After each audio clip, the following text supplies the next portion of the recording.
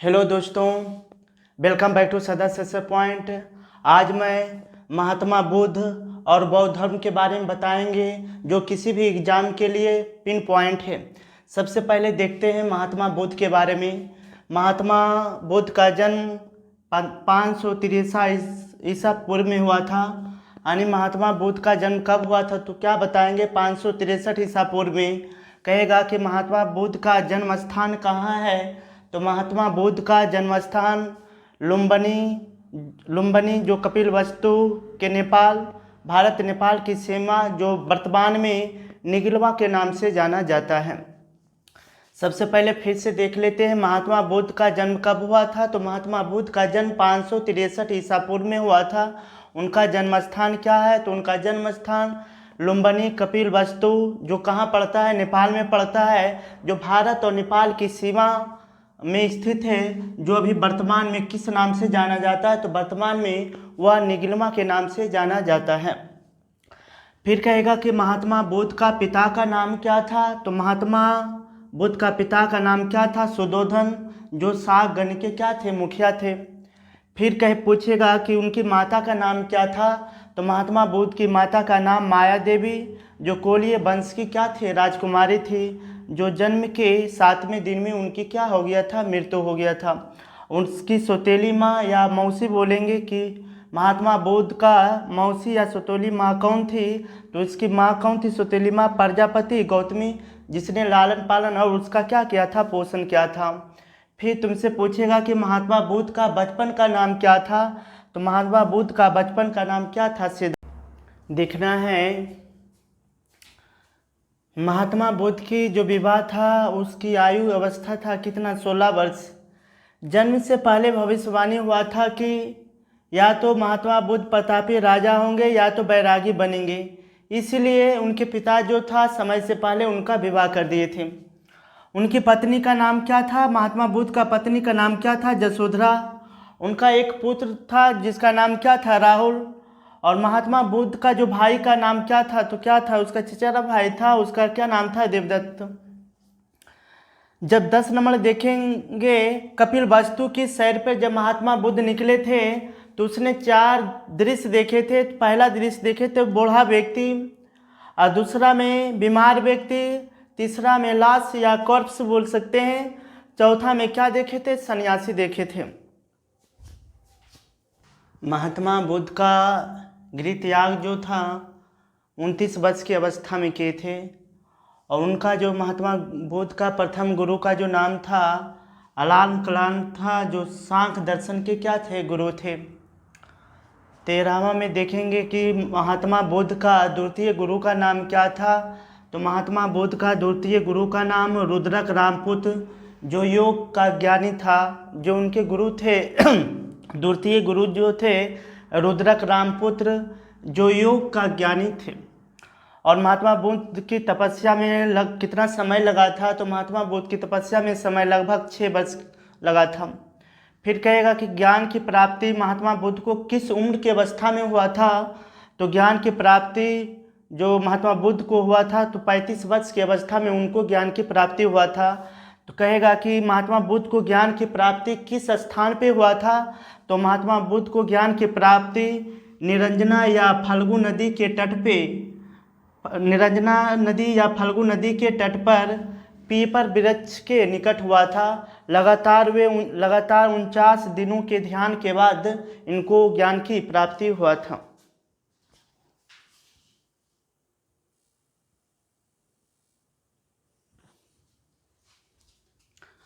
महात्मा बुद्ध ने प्रथम उपदेश कहाँ दिए थे, तो महात्मा बुद्ध ने प्रथम उपदेश सारनाथ में दिए थे, जो आगे चल के धर्म चक्र परिवर्तन के नाम से प्रसिद्ध हुआ।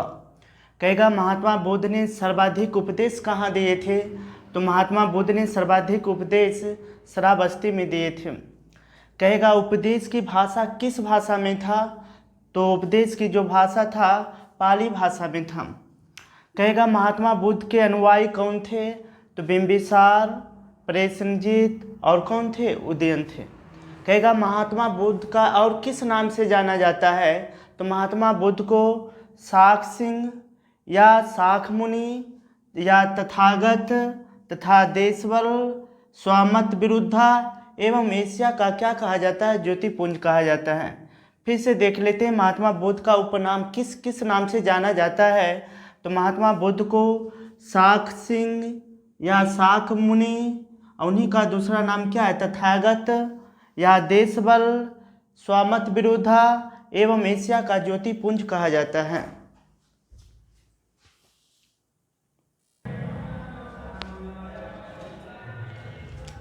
यहाँ ध्यान देना है 22 नंबर का, एशिया का ज्योतिपुंज जो पुस्तक है किसने लिखा था?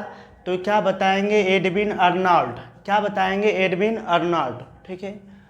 महात्मा बुद्ध का प्रथम शिष्य का नाम क्या था? अनंत था। अगर शिष्य कहेगा तो प्रजापति गौतमी।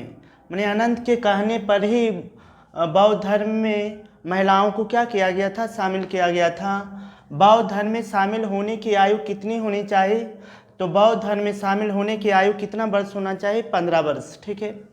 कहेगा, ये ध्यान देखना 25 नंबर का, हीनयान और महायान और अष्टांगिक मार्ग किस धर्म से जुड़ा हुआ है?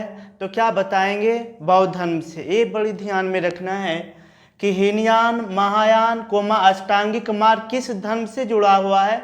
तो क्या बताएंगे? बौद्ध धर्म। ठीक है।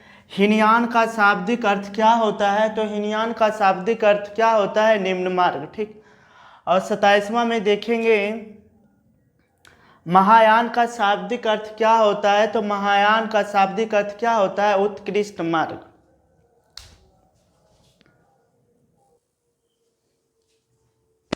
ध्यान देना है कि बौद्ध धर्म माहात्मा बुद्ध का 27 नंबर देखेंगे कि महात्मा बुद्ध की मृत्यु कब हुआ था? तो महात्मा बुद्ध की मृत्यु 483 ईसा पूर्व 80 वर्ष की अवस्था में, मैंने इनकी मृत्यु कब हुआ था? तो 483 ईसा पूर्व 80 वर्ष की अवस्था में कुशीनगर में हुआ था, जो यूपी में पड़ता है। और मृत्यु होने के बाद उनको महापरिनिर्वाण के नाम से जाना गया। तो इनकी मृत्यु कैसे हुआ था? तो महात्मा बुद्ध की मृत्यु हुआ था चूंद द्वारा अर्पित भोजन से ग्रहण करने से महात्मा बुद्ध की मृत्यु हुई थी।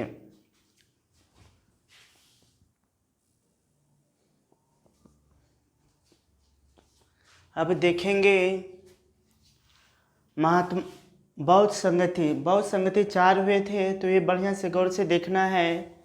ये प्रथम बौद्ध संगति, द्वितीय बौद्ध संगति, तृतीय बौद्ध संगति और चतुर्थी बौद्ध संगति। तो ये ध्यान देना कि प्रथम बौद्ध संगति जो हुआ था 483 ईसा पूर्व कहाँ हुआ था? राजगिरी में हुआ था। उस समय शासक कौन था? तो उस समय शासक जो था अजात शत्रु था। किस वंश का था? तो हर्यक वंश का था। उस समय अध्यक्ष कौन थे? तो महाकाश्यप। फिर ध्यान देना द्वितीय बौद्ध संगति कब हुआ था? तो द्वितीय बौद्ध संगति 383 ईसा पूर्व किस स्थान पे हुआ था? तो वैशाली स्थान पे हुआ था। उस समय शासक कौन था? तो कालाशोक था। किस वंश से रिलेटेड था? तो क्या बताएंगे? शिशुनाग वंश। ये भी पूछता है एग्जाम में, तो बढ़िया से देखना। और इसका अध्यक्ष कौन था? साबा कामी। द्वितीय बौद्ध संगति में ही हीनयान और महायान 2 भागों में बट गया था। फिर ध्यान देना कि तृतीय बौद्ध संगति कब हुआ था? तो तृतीय बौद्ध संगति 250 ईसा पूर्व कहाँ हुआ था? पाटलिपुत्र में हुआ था। उस समय शासक कौन था? तो कौन था? अशोक था। किस वंश का था? तो क्या बताएंगे? मौर्य वंश का। और उस समय अध्यक्ष कौन था? मोगलीपुत्र तीस था।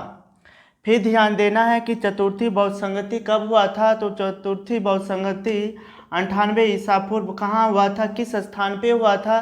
तो क्या बताएंगे? कुंडलवन। उस समय शासक कौन था? कनिष्क। किस वंश से रिलेटेड था? किस वंश का था उस समय? तो कुषाण वंश। उस समय कनिष्क कुषाण वंश। और इसका अध्यक्ष कौन था? तो क्या बताएंगे? वसुमित्र और अशुघोष था। ठीक है।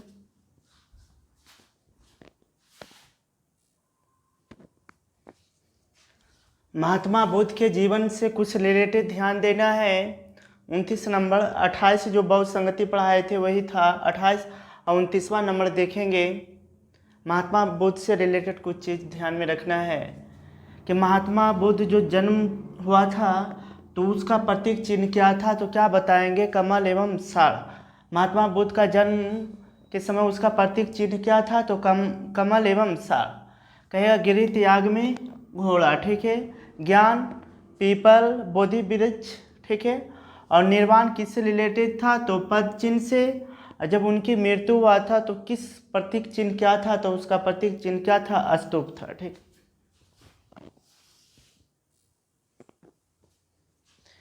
ध्यान देना है कि जो बौद्ध धर्म के एजुकेशन सेंटर कहाँ थे? तो कहाँ था? नालंदा। फिर दूसरा में कौन था? बल्लवी, तक्षशिला और क्या था? विक्रमशिला विश्वविद्यालय। लेकिन नालंदा विश्वविद्यालय का स्थापना किसने किया था? तो क्या बताएंगे? कुमारगुप्त। और विक्रमशिला का विश्वविद्यालय का निर्माण कौन किया था? तो क्या बताएंगे? धर्मपाल। ये भी रोचक ध्यान में रखना 31 नंबर का कि महात्मा बुद्ध का वो जन्म, ज्ञान और मृत्यु किस समय हुआ था? तो पूर्णिमा के ही दिन में हुआ था। ये ध्यान रखना कि पूर्णिमा के दिन में ही महात्मा बुद्ध को जन्म भी हुआ था, ज्ञान की प्राप्ति भी हुआ था और इनकी मृत्यु भी हुआ था। ध्यान रखना।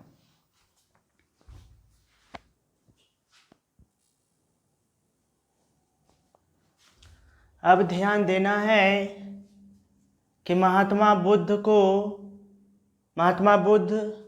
श्रावस्ती में ही अंगुलीमाल डाकू से क्या हुआ था? मिला हुआ था। फिर उसे अपना क्या शिष्य बनाए थे। फिर से ध्यान देखना 32 नंबर में महात्मा बुद्ध ने गौतम बुद्ध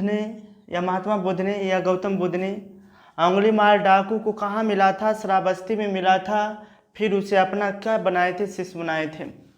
फिर ध्यान देना कि सर्वाधिक महात्मा बुद्ध का सर्वाधिक प्रतिमा कहाँ, किस कला में मिलता है? तो क्या बताएंगे? गंधार कला में। कहाँ मिलता है? गंधार कला में। फिर ध्यान देना है 34 नंबर का बौद्ध धर्म का पवित्र त्यौहार कौन था? तो बैसाख पूर्णिमा का दिन। ये फिर ध्यान देना 35 नंबर में हीनयान का प्रचार प्रसार किस देश में हुआ था? तो क्या बताएंगे? हीनयान का प्रचार प्रसार जो हुआ था श्रीलंका में हुआ था, बर्मा, कोमा थाईलैंड एवं कंबोडिया में हुआ था।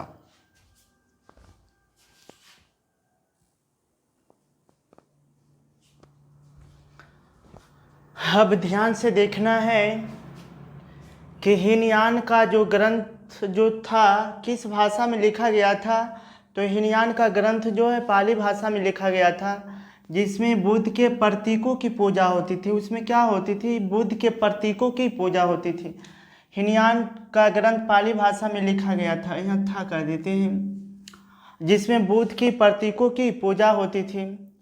और ये ध्यान देना 37 नंबर का महायान में बुद्ध मूर्ति की पूजा, इसमें स्तूप माने किसका पूजा होता था? बुद्ध के प्रतीकों की पूजा होता था। यहाँ पे महायान में बुद्ध मूर्ति की पूजा होती थी, जिसे संस्कृत भाषा में लिखा गया था। इसका प्रचार प्रसार चीन, तिब्बत, जापान और कोरिया देशों में हुआ था। अगर वीडियो पसंद आया तो लाइक, सब्सक्राइब और कमेंट करना ना भूलें।